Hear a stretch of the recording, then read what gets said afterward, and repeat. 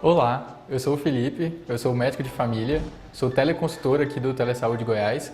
Eu peço licença para você antes desse vídeo começar, porque eu gostaria de convidar os profissionais médicos e enfermeiros do SUS que atuam na atenção primária no estado de Goiás a utilizar o serviço de teleconsultoria aqui do Telesaúde Goiás. A nossa equipe de teleconsultores ela pode te ajudar a tirar dúvidas de casos atendidos na rotina e do seu serviço e sugerir conteúdo atualizado sobre os mais variados temas aí no contexto da APS. Basta fazer o cadastro no site do Telesaúde Goiás e aguardar a autorização. Depois, solicitar a sua teleconsultoria. Aguardamos vocês!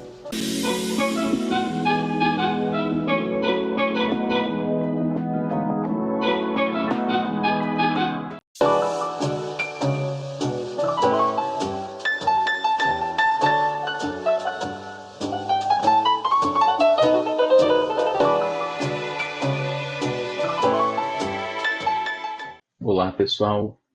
Eu sou o Arthur, eu sou médico de família e comunidade. É um prazer conhecer vocês, independente de onde estiverem, do horário. Então, boa tarde, bom dia, boa noite. Hoje eu vou conversar com vocês sobre comunicação de risco e decisão compartilhada. Um tema que atualmente é bem mais falado do que nos meus tempos de faculdade, inclusive, mas que a gente ainda precisa avançar bastante. E por isso eu coloquei, inclusive, esse subtítulo de Reconhecendo o paciente como agente ativo do seu processo de cuidado. Talvez para algumas pessoas isso seja, inclusive, algo bastante comum, já um senso comum, já bastante pacificado, mas para outras pessoas isso não é tão claro assim, e talvez o mais difícil aqui no nosso caso seja como aplicar, em que situações aplicar, como que eu faço essa comunicação de risco, como que eu aplico essa decisão compartilhada, inclusive. Então, novamente, um bom dia, boa tarde, boa noite a todos aqui. E vamos começar falando, e para isso eu quero trazer um conceito que é o conceito de risco. Quando a gente estiver falando de risco aqui, basicamente a gente está falando sobre a probabilidade de algo acontecer e considerando sempre a magnitude disso acontecer. Risco aqui a gente pode pensar não só na área da saúde, a gente pode pensar em outras situações.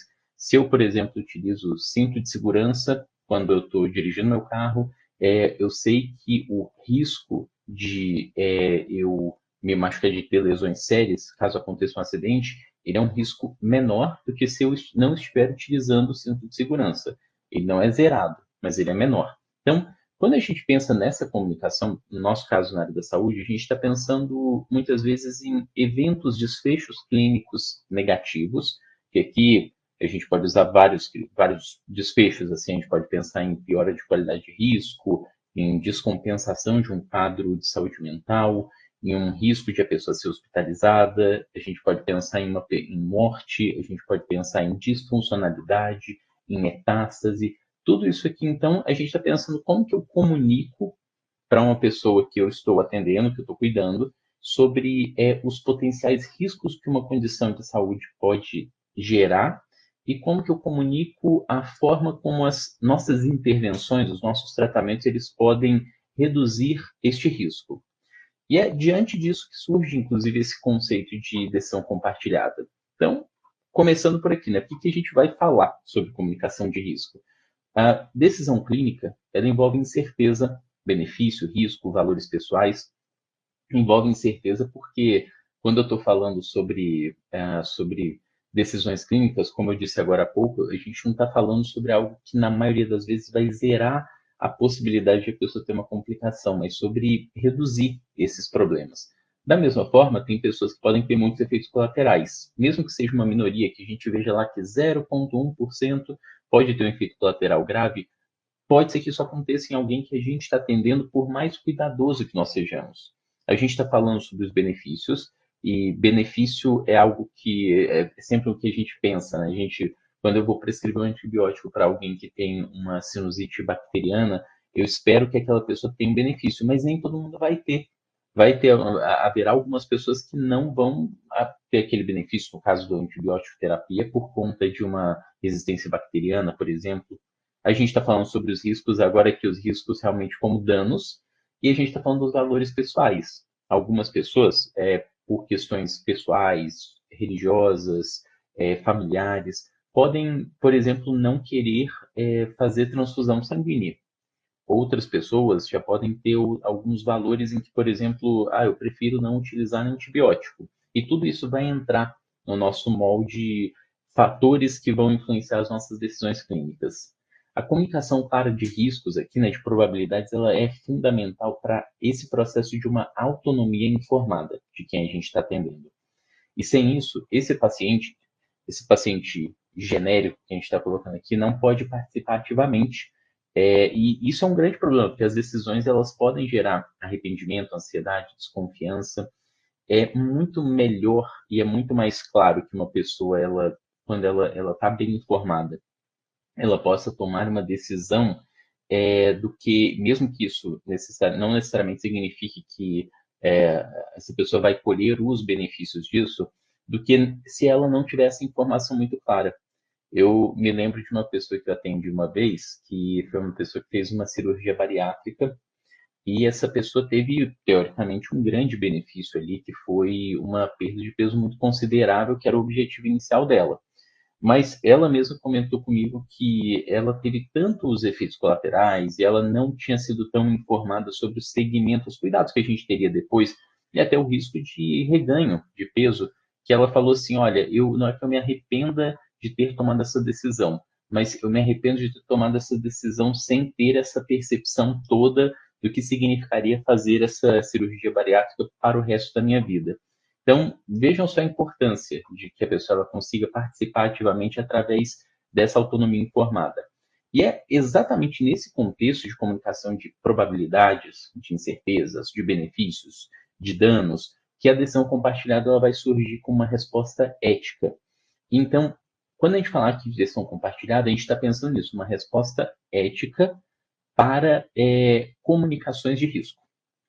E isso vai fazer sentido na realidade da maioria de vocês, sejam estudantes, residentes, internos, profissionais já formados, já com residência, que estejam vendo aqui, porque eu, como médico, vou acabar falando talvez mais um linguajar e minha realidade, mas qualquer um de nós, como profissional de saúde, a maior parte de nós, pelo menos, tem como a sua principal atividade de vida diária a consulta, o atendimento.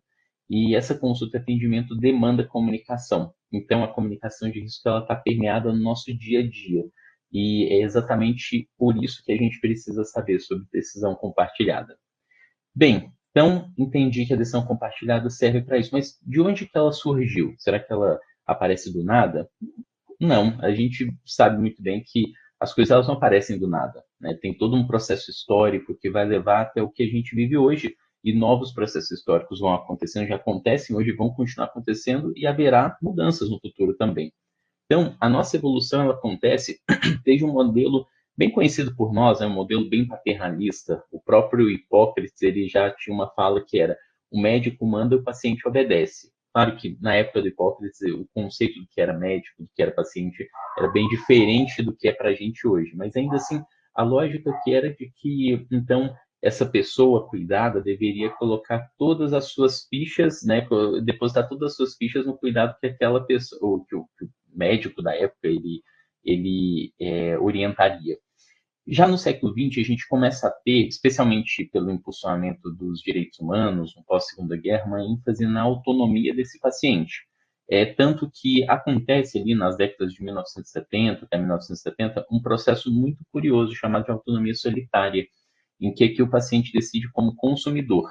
Talvez para a gente no Brasil isso possa até não fazer tanto sentido, mas eu vou mostrar para vocês que a gente percebe essa autonomia solitária nos nossos dias, especialmente quando a gente fala sobre uma prática de medicina defensiva. Seria aquela situação em que se a pessoa que eu estou atendendo ela quer fazer tal coisa, eu vou fazer isso porque eu não quero contradizer essa pessoa, eu não quero. Eu prefiro, então, se essa pessoa pedir uma tomografia, mesmo que não tenha nenhuma necessidade, eu vou pedir porque é melhor, assim, eu tenho menos dor de cabeça, se acontecer algum problema jurídico no futuro, eu estou protegido. Então, essa autonomia solitária, ela ainda permeia a gente, mesmo que no Brasil ela não tenha sido talvez tão intensa ali nos anos 70, 90, mas ainda hoje ela está muito relacionada a esse processo de medicina defensiva. E aqui eu quero trazer uma curiosidade para vocês. Um dos meus trabalhos atuais, ela envolve um processo de análises de perícias técnicas de algumas situações de reclamações, de casos judiciais, e algo que eu vejo na minha prática, e que a gente tem inclusive a literatura reforçando muito isso, é que a maioria dos processos jurídicos de reclamações em órgãos de consumidor, em ouvidorias, em relação a profissionais médicos, costuma ser menos sobre condutas que deixaram de ser tomadas, mas costumam ser muito relacionadas a problemas de comunicação e problemas de registro. Então, mesmo nessa visão de uma medicina defensiva, essa ideia da autonomia solitária ela não faz tanto sentido. Ela é muito mais um viés cognitivo da nossa parte do que algo que, de fato, esteja protegendo um profissional de saúde e, principalmente, né, não está protegendo aqui também a pessoa que a gente cuida, que a gente atende, o nosso paciente. Hoje, o que a gente tenta fazer, aqui a decisão compartilhada, ela está nesse contexto, é buscar por um equilíbrio entre autonomia, ok, e a pessoa que eu atendo, ela tem que ter algum nível de autonomia, mas também de beneficência. Afinal de contas, eu estou ali para gerar o bem. E é através desse equilíbrio, em que a pessoa ela vai ter, eu vou tentar oferecer o máximo de autonomia para a pessoa que eu atendo e de beneficência através de evidências científicas, que eu vou chegar nessa decisão compartilhada. Então, isso não surge do nada. E agora esse é o nosso momento de falar sobre um pouquinho mais, talvez assim, o que, que é essa, né, assim, a gente vai falar sobre o que é e depois como realizar, em que situações realizar. Então, o que, que é uma decisão compartilhada? Uma das referências que eu utilizei para essa aula, inclusive estarão ali no último slide as referências bibliográficas para que vocês possam pesquisar. Felizmente todas elas têm acesso, acho que exceto uma, acho que todas as outras têm, essa aqui é uma delas, tem acesso gratuito. Então, o que é a versão compartilhada? É a abordagem em que profissionais e pacientes compartilham as melhores evidências disponíveis e os pacientes são apoiados para considerar opções e expressar suas preferências. Vamos colocar alguns destaques aqui. Então, decisão compartilhada tem a ver com profissional e paciente, compartilhando evidências. Então, a gente está falando de um entrelaçamento aqui entre profissional e paciente. Então, não é uma decisão tomada exclusivamente pelo profissional de saúde, não é uma decisão tomada exclusivamente pelo paciente. A gente está falando aqui de evidência disponível, então sim, decisão compartilhada é algo que está totalmente relacionado com a nossa busca por melhores evidências científicas possíveis. E também em que aqui, no caso dos pacientes, a gente está pensando em considerar opções e expressão de preferências. Então, isso são alguns destaques que eu quero colocar para vocês, porque, assim, talvez até mais relevante do que saber o que é decisão compartilhada seja saber o que não é decisão compartilhada. Então, o que, que não é? Não é convencer o paciente a seguir uma recomendação. Então, aqui eu não estou falando sobre uma situação em que eu falo, você tem que usar tal, você tem que fazer fisioterapia, você tem que usar tal medicação, tem que fazer tal cirurgia. Não é sobre isso, não é sobre convencimento. E também não é sobre deixar esse paciente decidir sozinho. Não é sobre chegar e falar assim, olha, a gente pode fazer o tratamento X. E aí, você quer fazer? Não é sobre isso. Mas é sim sobre um processo todo de comunicação que envolve diálogo, empatia, respeito mútuo e, reforço, o uso de evidência científica. Aqui, gente, sempre que a gente está falando como profissional de saúde, a gente tem que pensar em como transcrever os conceitos que a gente tem dos estudos científicos de melhor qualidade que a gente consegue obter, para que isso seja transponível em uma linguagem acessível para a maioria das pessoas que a gente atende. Sabendo, então, um pouquinho assim do que é decisão compartilhada, eu entendo que isso ainda fica muito vago, fica meio abstrato, e é por isso que uma parte, talvez a mais importante aqui dessa nossa aula, seja entender quando aplicar e depois, quando não aplicar e como fazer. Então, vamos para uma parte mais prática agora. Então, quando que eu vou aplicar a decisão compartilhada? A gente tem 4 situações que, quando elas estão conjuntas, esse seria o nosso padrão ouro de quando aplicar a decisão compartilhada. Nem sempre as 4 estarão conjuntas, mas idealmente a gente vai procurar por isso. Então, a primeira questão é, eu preciso ter 2 ou mais opções médicas aí, que eu estou falando como médico, tá bom, gente? Opções médicas válidas. Como assim? Olha, é uma pessoa, por exemplo, que tem um quadro de hipertensão grau 1 e essa pessoa ela já faz uso de 5 ou mais medicações contínuas para outras condições de saúde. Acrescentar uma medicação a mais para essa pessoa até poderia ser uma opção válida, mas tem risco de efeito colateral, de interação medicamentosa. Ao mesmo tempo, tentar uma abordagem voltada para mudanças de estilo de vida sem medicação nos primeiros meses, também isso é algo válido, mas que, por exemplo, pode ser que a probabilidade dessa pessoa atingir um controle pré-cirúrgico seja menor. Mas tudo bem, eu estou vendo assim que eu tenho duas ou mais opções aqui. Segundo item, existe equiparação entre risco e benefício. Vocês viram que eu já fui colocando aqui nessa balança, por isso essa imagem da balança, inclusive, porque eu considero que grande, assim, que algo muito importante da gestão compartilhada é essa imagem da balança. É uma equiparação entre risco e benefício. Falei para vocês, olha, medicação, talvez maior probabilidade de alcançar um controle pressórico adequado, mas ao mesmo tempo maior risco de efeito colateral e de interação medicamentosa, mudança de estilo de vida. Probabilidade um pouco menor de alcançar a meta pressórica que a gente espera para aquela pessoa, mas ao mesmo tempo maiores benefícios relacionados a outras questões de vida também, e menor risco de efeitos colaterais, né, de interações medicamentosas. A gente tem uma equiparação.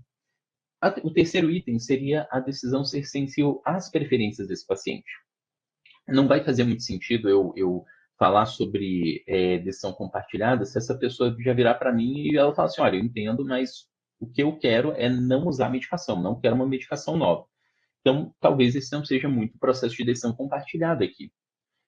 Mas, se for uma pessoa que esteja assim, sensível a duas ou mais opções que a gente mencionar, então a decisão compartilhada faz bastante sentido. E, por fim, o quarto item é que o paciente ele possa colaborar no processo. A gente precisa lembrar que existem pessoas que são inimputáveis, existem pessoas que podem ter condições de saúde em que ela não consegue tomar decisões, existem pessoas menores de idade. Então, especialmente, no caso, pelo que o próprio CFM, o Conselho Federal de Medicina, regulamenta pessoas com menos de 12 anos de idade, por exemplo, a gente, via de regra, a gente precisa da decisão dos responsáveis legais. Então, quando a gente vai aplicar essa decisão compartilhada, idealmente, quando a gente tem esses quatro itens associados. Mas quando que eu não vou aplicar essa decisão compartilhada? Quando não tem escolha real, então, fratura exige imobilização. Então, se é uma fratura que é uma fratura, em geral, ela exige imobilização. Esse é um momento de decisão compartilhada. Situação de urgência e emergência. Ninguém aqui imagina que a gente vai compartilhar uma decisão se eu tiver que fazer uma RCP, né? uma reanimação cardiopulmonar, por exemplo. Não é essa a situação. Quando o paciente ele foi incapaz de participar, então, uma pessoa em crise psicótica aguda, demência avançada, recomendações e também por fim as recomendações fortes com benefício claro e risco mínimo. Então eu coloquei aqui o rastreamento de hipertensão porque essa é uma situação que não é que caiba decisão compartilhada. A gente já tem tanta evidência de que em pessoas com 18 anos ou mais fazer o rastreamento, a aferição de pressão em uma pessoa assintomática com mais de 18 anos traz benefícios, que é com longo prazo reduzir eventos cardiovasculares, que aqui a gente não tem exatamente um processo de risco-benefício semelhante, né, sobre rastrear ou não rastrear. Mas aí, gente, importantíssimo aqui, né, um destaque aqui, por favor, coloquem isso aí na cabeça de vocês. Isso é muito, muito relevante. É que, mesmo quando a gente não aplica a decisão compartilhada, compartilhar informação continua sendo essencial. Então, não é porque eu não é uma situação de decisão compartilhada que eu não vou orientar a pessoa. Não é porque, por exemplo, a única opção que eu tenho aqui nesse caso é fazer mobilização para aquela fratura, como é o primeiro exemplo ali, que eu não vou explicar para a pessoa por que eu estou imobilizando. Não é porque é uma situação em que eu precise fazer acesso venoso central que eu não vou explicar para essa pessoa por que eu estou fazendo esse acesso venoso central. Ou, se for uma situação que a pessoa não consegue responder, aquele acompanhante ou aquela acompanhante que está responsável naquele momento pelas decisões legais do nosso paciente. Então, mesmo quando é uma situação em que a decisão compartilhada ela não é aplicada, ainda assim, compartilhar essa informação é essencial. Bem, aqui, inclusive, uma das referências que vocês têm que eu reforço, mostrar para vocês no último slide. A gente tem em língua inglesa, e naturalmente ninguém aqui é obrigado a saber língua inglesa, mas como o artigo ele é nessa língua, então eu quero mostrar para vocês na íntegra como que é esse fluxograma para determinar se a decisão compartilhada, né, que é o que eles colocam ali, o SDM, que é o Shared Decision Making, né, processo de decisão compartilhada, como que a gente determina se é a melhor abordagem. Primeiro, tem uma decisão para ser feita? Sim. Então, se sim, o paciente ele tá disponível, né? Se ele pode cooperar? Se sim, tem duas ou mais opções com benefícios, danos, benefícios, né? Riscos e benefícios equiparados? Se sim, então, se passamos por essas três perguntas, então, com certeza, a decisão compartilhada é a melhor abordagem aqui. Agora, se não for uma decisão, lá no início, né? Se não tiver uma decisão para ser feita, então, não é o caso de a gente fazer uma decisão compartilhada. Se esse paciente não está, né, ele não pode cooperar, ele não pode colaborar com aquela decisão, for uma pessoa que não consegue responder, então realmente decisão compartilhada não vai ser a melhor abordagem aqui. E se a gente não tem duas ou mais opções de tratamento, se a gente tem uma que é infinitamente mais benéfico do que outra, tem muito menos danos do que outra, então também não é o caso de uma decisão compartilhada. Não excluindo, claro, a necessidade de a gente compartilhar informação de qualquer maneira. Bem, então eu entendi então assim, que a gente passou por um processo de entender o que é comunicação de risco, que a decisão compartilhada é uma resposta ética à necessidade de comunicar risco. Eu entendi o processo histórico até a gente chegar aqui nesse processo, nesse momento em que a gente tenta equilibrar a autonomia do paciente e a beneficência que nós, enquanto profissionais de saúde, devemos ter em relação, né, àquelas pessoas que a gente cuida. Entendi quais são as situações em que eu idealmente vou utilizar a decisão compartilhada e quando eu não vou utilizar a decisão compartilhada. Ficou claro que mesmo sem usar a decisão compartilhada, eu ainda assim vou compartilhar informação. Mas como é que eu vou fazer essa decisão compartilhada? Eu quero saber na prática como que eu faço essa decisão compartilhada. Existem diferentes modelos. Um dos que eu gosto bastante, eu acho que ele além de ser muito intuitivo, ele também é fácil, ele é visual, é esse modelo de três passos. Nesse modelo de três passos, eu coloquei aqui para vocês à esquerda da tela a tradução literal e à direita da tela, no mesmo artigo do fluxograma anterior, eu coloquei esse fluxograma na língua inglesa, que é a língua original do artigo. Então, a gente tem aqui, primeiro, né, qual é o primeiro passo? Introduzir a necessidade de uma decisão. Então, eu já sei que esse é um caso de decisão compartilhada. Então, eu preciso explicar para a pessoa, né, que, olha, há mais de uma forma de a gente lidar com isso. O segundo passo seria descrever as opções, com ou sem auxílio para decisão, né, no caso. Então, eu explicaria benefícios, riscos, incertezas, e, por fim, eu ajudaria o paciente a refletir sobre seus valores e preferências. O que mais importa para você nesse momento? Essa é uma boa pergunta. Outra pergunta é: o que você pensa sobre essas alternativas que eu ofereci para você? São perguntas abertas ao final, que elas acabam fazendo muita diferença. Então, vamos pensar nisso aqui numa prática. Eu decidi introduzir eu percebi que é um caso de decisão compartilhada. Exemplo, é um caso de uma pessoa com uma faringoamidalite, e aí tem um critério que a gente chama de critério de centro, que é basicamente um critério que se somam pontos para a gente saber qual é a probabilidade de que essa faringoamidalite ela seja bacteriana ou viral. E eu fiquei numa probabilidade intermediária, ou seja, a probabilidade de ser bacteriana não é tão alta assim, mas ela não é desprezível. Então a gente fica naquele meio termo que a gente poderia tomar duas decisões, ou melhor, a gente poderia tomar até três decisões. Uma decisão seria, mesmo sem certeza, a gente introduzir o antibiótico. A outra opção seria a gente não introduzir o antibiótico e observar os próximos 2, 3 dias. E a terceira opção seria a gente solicitar para que essa pessoa fizesse uma coleta de um que a gente chama de um teste rápido para antígeno estreptocócico, que a gente chama de strep test, mas que, em geral, na maioria dos locais, isso é algo pago, por exemplo. Eu poderia apresentar, sabendo que eu tenho essas três opções, introduzir a necessidade de uma decisão. Olha, sobre essa infecção de garganta, sobre essa amidalite, tem mais de uma forma de a gente lidar com isso. Agora, vou descrever as opções para vocês. A gente tem a opção de de já prescrever um antibiótico, temos a opção de a gente continuar com as medicações para dor, para febre, mas sem antibiótico, e temos a opção de fazer um exame que daria mais certeza para a gente se é um quadro bacteriano ou não. qual que é o benefício? Se a gente usar os benefícios e os riscos aqui em cada situação, se a gente usar um antibiótico, por exemplo, e for um quadro bacteriano, a probabilidade de melhora dos sintomas é maior. Ao mesmo tempo, o risco de você ter efeitos colaterais com esse uso do antibiótico, ela também aumenta significativamente. Se a gente não utilizar o antibiótico, a gente tem talvez uma probabilidade um pouco menor de resolução dos sintomas, mas ao mesmo tempo a gente tem menos risco de efeito colateral e por isso a gente poderia esperar mais alguns dias. E se a gente fizer o exame, o lado positivo dele, o grande benefício é dar mais certeza se o quadro ele é bacteriano ou não. O risco aqui é que esse é um exame que ele teria que ser pago. Geralmente ele é feito em laboratórios, farmácias, então teria que ser algo para tentar fazer preferencialmente hoje ou amanhã, para a gente ter essa resposta o mais breve possível. E depois disso, a gente vai para a terceira etapa, que é ajudar o paciente a refletir sobre seus valores e preferências.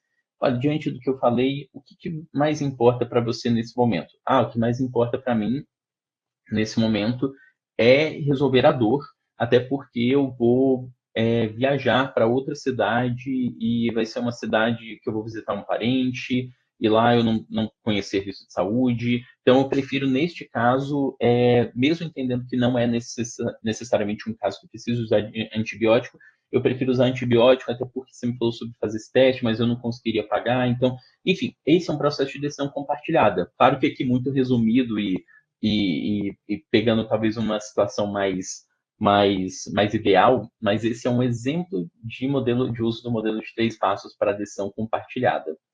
Bem, diante desse modelo, e lembrando, existem outros, esse é apenas um deles, é um que eu gosto, acho que ele é mais fácil de a gente entender e de aplicar, mas a partir disso, eu também sei que nem sempre essa comunicação ela é tão simples assim, especialmente naquele item 2 do segundo passo, dali do modelo de 3 passos, quando a gente vai falar sobre riscos, benefícios, incertezas, até voltando aqui só para vocês verem uma coisa. No segundo passo ali, eu coloquei descrever as opções com ou sem auxílios para a decisão. O que seriam esses auxílios? É que nem sempre o que a gente vai comunicar sobre risco, sobre probabilidade, é tão claro assim.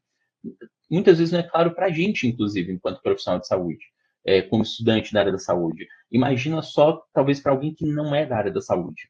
Então, o que seriam alguns desafios comuns? Uso de porcentagem abstrata abstrata aqui como 20% de risco, sem um contexto, isso não fica tão claro para a pessoa. O que significa isso na prática? Viés cognitivo é extremamente comum que pacientes superestimem benefícios e subestimem os riscos. Então, é frequente eu dei o exemplo do antibiótico, e talvez, especialmente quem vier aqui da área da pediatria, da saúde, do cuidado com crianças, vai perceber isso muito frequentemente, que existe uma superestimativa, melhor dizendo, sobre os benefícios do antibiótico, por exemplo, em algumas situações de infecções de vias aéreas superiores. E muitas vezes se subestimam riscos, né, os danos possíveis disso. Tem outro problema, que é a falta de tempo. A gente sabe, por meio de alguns estudos, que para que a gente execute uma decisão compartilhada, em geral, tem um aumento médio de 2,6 minutos na consulta. Então, sim, a consulta, geralmente, ela é mais prolongada. É claro que existem pessoas que já fazem decisão compartilhada há tanto tempo, já têm tanta habilidade de comunicação em saúde, já têm tanta experiência na área e já acompanham os mesmos pacientes há tanto tempo, que provavelmente esse prolongamento da consulta ele é muito menor. Mas é importante a gente ter essa percepção, porque muitos de nós aqui atuam ou já atuaram em serviços de atenção primária, de pronto-socorro, em que o tempo de consulta ele é muito restrito. Então, isso é um desafio também. E também a gente sabe que existe a falta de treinamento em comunicação de risco. Eu dei o exemplo do modelo de 3 passos ali, mas o que vai fazer com que cada um de vocês consiga aplicar isso de forma cada vez mais natural é a prática disso. Preferencialmente, se vocês tiverem um treinamento mais claro, se vocês tiverem colegas que observem, que deem feedbacks, professores, preceptores, enfim, então essa falta de treinamento em comunicação de risco é algo que é um desafio também. Tanto que, diante desses desafios, a gente tem algumas estratégias para tentar comunicar o risco de forma eficaz. Um exemplo, usar frequências absolutas, né, que seria 1 em 10 em vez de porcentagens. Então, dizer, por exemplo, olha, uma a cada 10 pessoas que têm esses sintomas costuma precisar do tratamento com imunobiológico.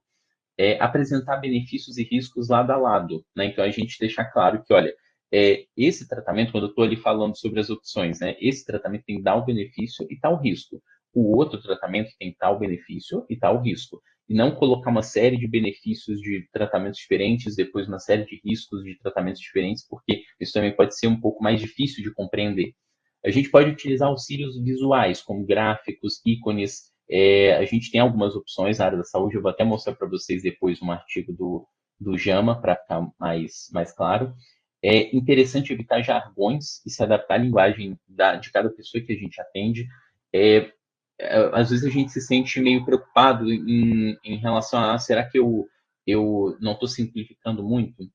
Mas também temos evidências que, mesmo para pessoas que têm maior conhecimento, maior letramento, a gente fala em saúde, o uso de um linguajar mais simples, ele dificilmente ele é algo depreciativo para essa pessoa.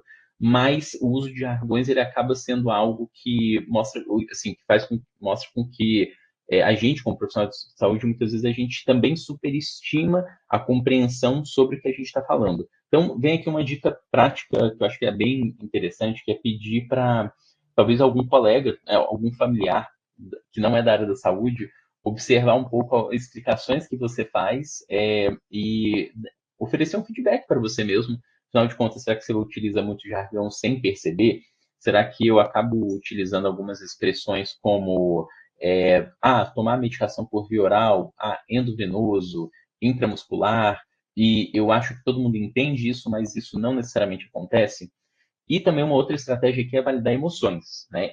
E a gente explicar para a pessoa que quando a gente está oferecendo duas opções ou mais, e a pessoa fica na dúvida, não sei muito bem o que fazer, e a gente explicar para ela que, olha, é normal se sentir inseguro diante dessa escolha, eu estou aqui para ajudar você, você não vai tomar essa escolha sozinho.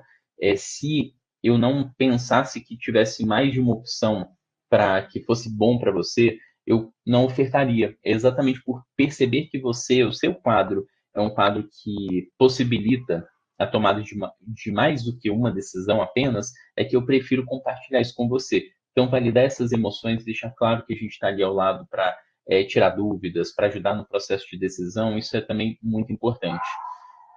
Recentemente, acho que 1 ou 2 meses atrás, né, a gente está aqui em novembro de 2025, então para quem estiver vendo isso mais à frente, então acho que ele por volta de setembro, outubro de 2025, saiu um artigo sobre do JAMA, e o JAMA é um dos principais revistas científicas da área médica do mundo, falando sobre, né, um guia de comunicação de pacientes sobre números médicos.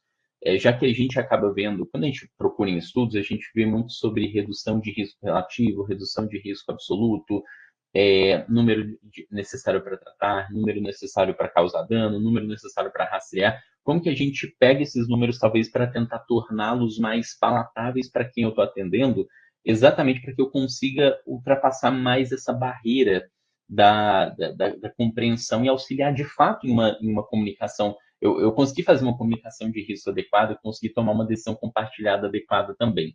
E algumas sugestões que eles dão aqui, eles costumam falar que eu vou, né, do primeiro item mais acima até o último mais abaixo. Usar números para a gente falar sobre risco, ao invés de falar sobre coisas aproximadas. Então, ao invés de falar coisas como, olha, isso é muito comum, isso é muito raro, isso é improvável, talvez falar sobre coisas como, olha, cerca de 35% das pessoas, cerca de 60% das pessoas precisam desse tratamento. Apenas 4, cada 1.000 pessoas, só 4 pessoas que realmente vão ser ajudadas quando a gente toma esse tipo de conduta. É possível que de 5 até 10% das pessoas elas acabam evoluindo para a necessidade de uma cirurgia, por exemplo. Aqui, nesse artigo do JAMA, eles falam como uma comunicação preferível. O que é até diferente do artigo anterior, em que falava para a gente tentar não utilizar porcentagem, o que eu acho que, inclusive, mostra que comunicação é um campo dinâmico, aberto e muito relacionado também ao próprio processo de experiência clínica que cada um de nós tem, as nossas competências culturais também. E aí, por isso, assim, são duas referências, essa daqui, que fala sobre o uso de frequências absolutas em vez de porcentagem, é uma referência canadense. Essa aqui do JAMA é uma referência estadunidense. E eu não encontrei uma referência especificamente sobre essa temática de números, de explicação de números, na realidade brasileira. Talvez isso eu não encontrei, inclusive, se alguém encontrar, por favor, coloque aqui nos comentários, que isso ajuda muita gente a avançar nessa discussão também. Mas eu falo, pelo menos a minha vivência, é de que talvez falar números inteiros e não porcentagens costuma ser melhor. Então, eu prefiro, na minha prática, falar mais sobre o 4 em cada mil do que, por exemplo, falar sobre aproximadamente 0,4%, 5 a 10%. Eu costumo falar mais como, olha, de cada 100 pessoas, até 10 delas, mais ou menos, vão precisar fazer isso. Até 10 delas, por exemplo, vão se expor a um risco, pode ser que tenham esse problema X, tem esse efeito colateral. Eu costumo utilizar mais para mim, mas é uma percepção empírica e que talvez seja bem diferente de outros colegas. Outra é a gente tentar ajustar os numeradores e usar denominadores mais consistentes e redondos. Então, ao invés de 1 em 384, né? Olha, 3 em cada 1.000 pessoas, 1 em 12, 8% das mulheres. Outra recomendação, comunicar as mudanças em probabilidade com as diferenças absolutas e não relativas. Então, ao invés de falar, por exemplo, olha, seu risco de ter um evento cardiovascular, de ter infarto, AVC, em 10 anos, ele pode ser reduzido em 25%, falar como a possibilidade de você ter algum evento, de ter um infarto, derrame ou outro problema semelhante em 10 anos, se você fizer o uso de uma estatina, por exemplo, ele pode cair de 8% para 6%. Outra recomendação que eles oferecem aqui é utilizar novamente o auxílio visual. Então, nesse auxílio visual aqui, a gente tem esses gráficos, que inclusive podem ser encontrados em referências muito diferentes, tem até aplicativos sobre eles, em que a gente tenta mostrar para a pessoa, olha só, todos esses triângulozinhos aqui são pessoas, cada um deles é uma pessoa. Tá vendo esse azul aqui? Esse azul é a quantidade de pessoas que pode ser beneficiado se, por exemplo, fizerem um exame para rastrear essa doença. Isso então essas esquematizações visuais, elas costumam ser muito válidas também.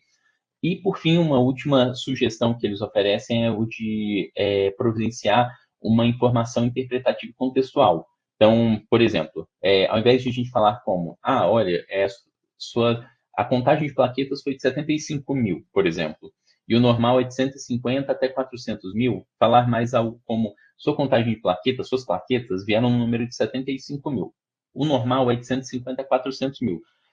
A gente vai precisar cancelar o procedimento se chegar a 50 mil ou menos. A sua hemoglobina glicada deu 8,3%, normal é de 4 até 5,6%. Ao invés disso, a gente ofereceu uma contextualização melhor sobre, inclusive, pensando em expectativas e condutas que a gente vai tomar. Olha, sua hemoglobina glicada deu 8,3%. Para você, a nossa meta é abaixo de 7%. E então qualquer mudança de 0,5% já é significativo. Por isso, a gente vai precisar mudar o tratamento para acrescentar uma nova classe medicamentosa, iniciar insulina, coisas nesse sentido. E esse é um artigo bem recente, eu acho que ele é muito interessante para mostrar para a gente que assim, o poder que tem a gente saber comunicar números. E esses números vão entrar na nossa comunicação aqui, no modelo de 3 passos, na segunda etapa, que é quando a gente vai descrever as opções, explicando sobre benefícios, riscos e incertezas. Então, tudo isso está conectado. E, bem, chegamos a uma conclusão, então, de que a decisão compartilhada, ela surge de uma necessidade ética, mas ela traz muito além disso, ela traz benefícios. A gente tem evidências claras de que decisão compartilhada gera maior satisfação, tanto de pacientes quanto de profissionais de saúde, reduz o arrependimento decisório. Eu dei o exemplo de uma paciente que eu atendi anos atrás, né, que ela tinha um arrependimento sobre a decisão de ter feito uma cirurgia bariátrica. Talvez ela nem mudasse a decisão dela, mas ela se arrepende de não ter tido tantas informações e não compreendeu o que aquilo significaria no pós-operatório. A gente tem melhora da adesão em resultados clínicos, a humanização do cuidado, é o importar-se como uma base ética, e a gente tem um fortalecimento da confiança na relação terapêutica. A decisão, eu tenho uma das referências que eu usei, que é o do Forte, do Daniel Forte, ele fala o seguinte, que o oposto do amor não é o ódio, mas é a indiferença. Então, quando a gente opta por não oferecer opções que existem para o nosso paciente, quando a gente decide se basear 100% em um processo muito defensivo e de, a pessoa que toma a decisão não tem nada a ver com isso, se ela quiser fazer, ela faça. Isso, na verdade, me parece, de fato, esse processo de indiferença. E quando a gente faz comunicação de riscos, quando a gente utiliza essa estratégia da decisão compartilhada, a gente está mostrando, de fato, um processo de cuidado, que é o importar-se como uma base ética que eu falei para vocês. Então, o meu chamamento aqui é em relação a isso, né? Não vamos seguir no processo de indiferença, vamos seguir nesse processo de amor, de cuidado, que é o que as pessoas que a gente atende precisam de fato. E para encerrarmos, eu quero colocar uma reflexão de vida diária. Essa esse aqui é um trecho de uma das referências que eu também utilizei, que eu achei que eu estava lendo isso hoje, antes da nossa aula, e achei que seria interessante mencionar aqui. A literacia é a mesma coisa que letramento, o conhecimento, né? Assim, a capacidade de uma pessoa entender e tomar decisões. Então, a literacia, o conhecimento estatístico, é uma condição prévia necessária para uma cidadania educada na democracia tecnológica. Compreender os riscos e fazer, né, as probabilidades e fazer perguntas críticas também pode contribuir para o clima emocional de uma sociedade, para que as esperanças e ansiedades não sejam facilmente manipuladas e os cidadãos possam desenvolver uma atitude melhor informada e tranquila em relação à sua saúde. Então, decisão compartilhada fala sobre números, fala sobre evidências científicas, fala sobre necessidade ética, sobre benefícios, e no aspecto mais amplo, socialmente falando, fala sobre a nossa capacidade enquanto comunidade, enquanto sociedade, de tomar decisões de maneira informada e tranquila, exatamente para que as esperanças e ansiedades elas não sejam facilmente manipuladas. E no nosso contexto atual, com muitas informações, em vários ambientes, várias redes sociais, isso acaba sendo mais importante ainda. É compreensível que nem todo mundo queira tomar uma decisão compartilhada. Existem pessoas que esperam ainda um processo de decisão paternalista. Mas, com o passar do tempo, a tendência é que, mesmo essas pessoas que esperam decisões paternalistas, tendam a perceber no processo de decisão compartilhada que a gente toma um sinal de cuidado, um sinal de valorização e um sinal de autonomia da própria saúde, sobre a própria saúde. E então, minha última fala é dizer para vocês que eu atendi, alguns dias atrás, uma pessoa em que eu tive que fazer uma decisão compartilhada, e foi uma situação de muita incerteza, porque era uma pessoa adulta, é uma pessoa adulta, assintomática, que fez alguns exames que mostraram alterações de TSH, que é um exame tiroidiano, um exame laboratorial tiroidiano. Isso acabou levando a algumas investigações a mais, e durante essas investigações se percebeu que essa pessoa tem um quadro de doença de Graves, que é uma doença autoimune que gera hipertiroidismo. Só que é uma pessoa assintomática. E parte da decisão ali, exatamente diante de um processo de incerteza, era compreender se valeria a pena fazer algum tipo de tratamento mais invasivo, fosse ele medicamentoso, com iodoterapia, em alguns casos até mesmo cirúrgicos, que não era o caso desse paciente especificamente, mas, enfim, só para a gente expandir a nossa discussão, ou se seria um processo de a gente observar, de a gente continuar observando e cuidando, e claro, se tivesse alguma mudança, seja dos valores dos exames ou surgimento de sintomas, aí sim a gente iniciar algum tipo de tratamento mais intervencionista. Esse paciente especificamente, ele optou pelo que a gente chama de uma observação cuidadosa, esse acompanhamento rotineiro e observação de sinais e sintomas. E esse foi um exemplo que me chamou a atenção porque aconteceu há poucos dias comigo e que mostra o quanto que a gente saber comunicar riscos, a gente saber comunicar incertezas e compartilhar a decisão terapêutica é importante. E, meus caros, e caras, aqui estão as minhas referências bibliográficas. Os 3 primeiros, do Daniel Fortes, do José Nunes, e esse último nome, infelizmente, não vou saber, mas é lá do Canadá, de Ottawa, né, Guylaine Perrialt, mas não sei como se fala, desculpem, são referências gratuitas que vocês conseguem encontrar facilmente. A última referência é a referência que eu comuniquei, que eu falei para vocês sobre do Jama. Ele, infelizmente, não é gratuito, mas vocês conseguem encontrar pelo menos aquela imagem que eu mostrei para vocês aqui, ela está disponível gratuitamente, sim. Espero que tenha sido uma aula válida para vocês, que ajude no caminhar de vocês, seja quem estiver na graduação, estiver em residência, ou já estiver desbravando já há algum tempo a nosso ambiente profissional, e espero que seja também um processo de melhoria enquanto profissional de saúde também. Se tiverem alguma dúvida, por favor, coloquem aqui nos comentários. Se tiverem também contribuições, questionamentos, é assim que a gente vai se desenvolvendo enquanto sociedade. Grande abraço e nos vemos na próxima aula.